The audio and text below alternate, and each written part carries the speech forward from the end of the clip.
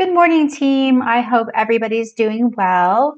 I know that we have a lot going on in our lives and it is hard to schedule in meetings. So hopefully, and this might be a little rough as this is the first time I've done it this way, but hopefully this will reach you fine. You will be able to review the documents. And then if you have any questions, you can set up a call with me to discuss any questions that you might have.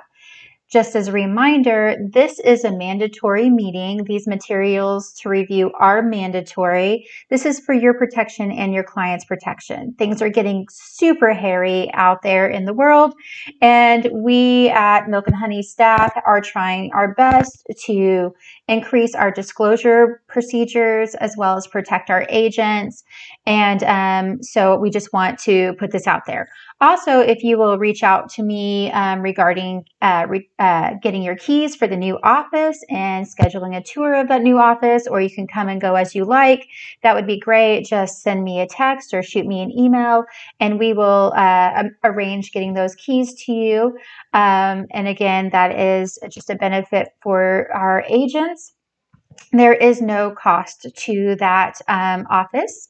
Let's see here. Okay, so once you have reviewed all these documents, and you can kind of see here, once you've reviewed all the documents, we're just going to ask that you sign this and date it. And then also on each item, you're going to initial that you reviewed these. So just quickly going through the licensee safety guide from OREC. It's never too crazy to go ahead and review these procedures and to make sure you're as safe as possible. At Milk and Honey, we want you to follow these procedures. And then if you feel unsafe at any time, I want you to call your family, let us know. You can also start your showing beacon through SentryLock. So those are just some things that you can do, but please review that safety guide and then initial there. I know this is kind of an older topic now, but I didn't hear back from some of you. I need you to read the Senate Bill 212. It is talking about the ownership and selling of land to a foreign entity. And there are going to be deed requirements that the title has to get. You're going to notice this if you haven't already at closing, but it is very important to me that you're educated on this bill. In case anybody asks you, you're going to want to know the answers. So I've attached those here. You're going to review that entire document, and then you're going to initial that you have. Just a reminder also that you're required by OREC to carry a pocket card. I'm not sure if you are, but this is a requirement of Milk and Honey as well. In that event, if you don't have one, I have attached a hyperlink there to show you how you can log onto OREC, follow the steps, and print out your pocket card. Make sure you keep it on your person at all times, but especially at showings, okay? There is the OREC requirement. Okay, so this is interesting. I have read the form changes for 2024, the contract changes. However, there was a form that wasn't attached to that. I don't know when it came out, so sorry about that noise, when it came out, but now it is requiring us, if we are counter offering or if a seller has counter offer, the seller per OREC is supposed to initial the pages of the contract. I don't honestly understand it. It doesn't even say that that's to be done on the contract. On the contract itself, it says do not sign and that just use the counter offer. But if you click the hyperlink here, there's a question and answers form, and it could be that it was just got really confusing for the other agents. And so I want you to check those forms, read the question and answer, and then just know that we are going to be looking for those initials from the seller on the original contract, even if there is a counter offer. So do not have them sign the actual offer, just initial the pages and attach it to the counter offer. All right, the OREC advertising checklist.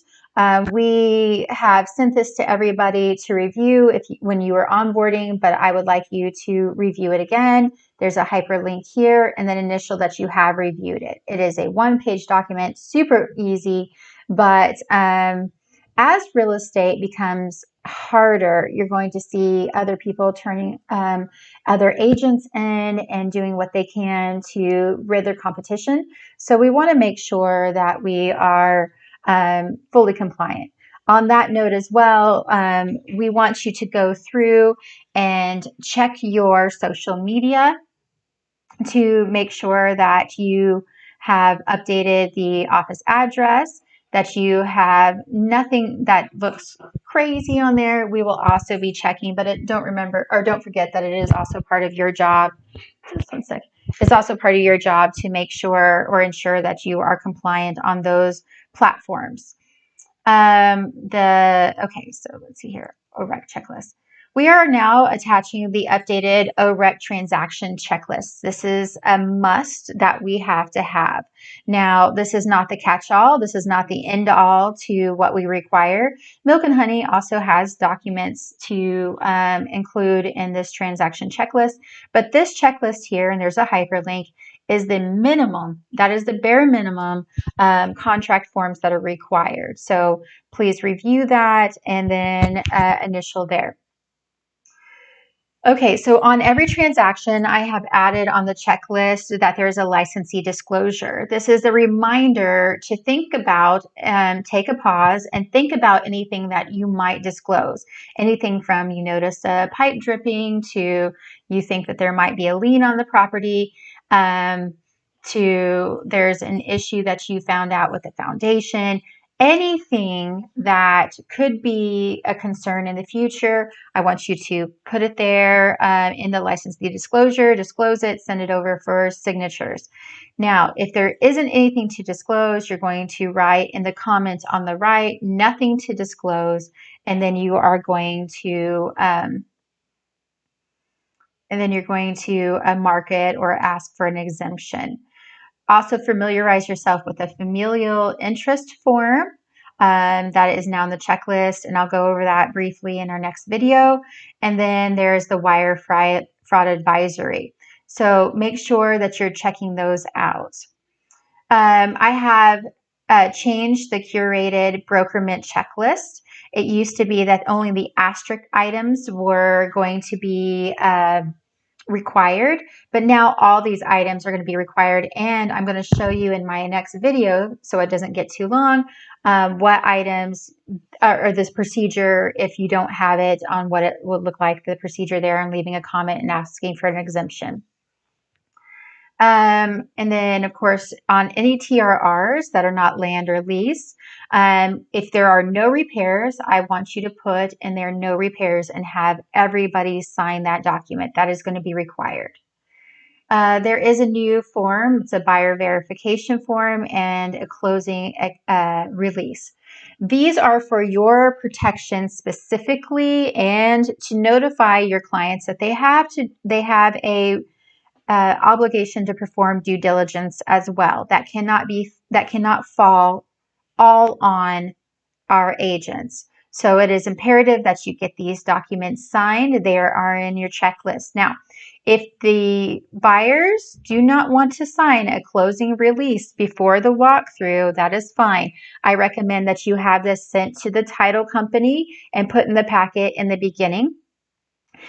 We will go ahead and sign your DA without it, but if we do not get it at closing, then we cannot do a payout for the next transaction. So the easiest way to do this is to just go ahead, email title this in the beginning, put in a comment that you've emailed title, and then put it in their closing documents, and then you will get it back signed. That is required by this brokerage, and that is a release for you as the agent. Now, I know that there's already a closing acknowledgement release. I found that it doesn't hold water, apparently, so we're going to double down on this. If you have a canceled transaction listing, there is now a canceled transaction checklist that is required for you to do. Simple 3-step process, but that way it's not being overlooked. Number 14, the MLS, if you are not renewing your MLS for whatever reason, can't afford it, we're going to go ahead and allow that, but the MLS is requiring you to sign a waiver and produce it back to us and the MLS saying that you understand that there cannot be shared access. And so if you are not going to renew your MLS for whatever reason, just know that after 30 days, there's going to be a reconnection or reactivation fee from the MLS, and that it's going to be a hefty fee there. Okay, so that pretty much concludes this meeting. I'm going to go ahead and add another video that specifically goes over the documents. If you have any questions whatsoever, just reach out and let us know. Thank you so much for joining us, and we look forward to answering any questions you might have. Have a wonderful day.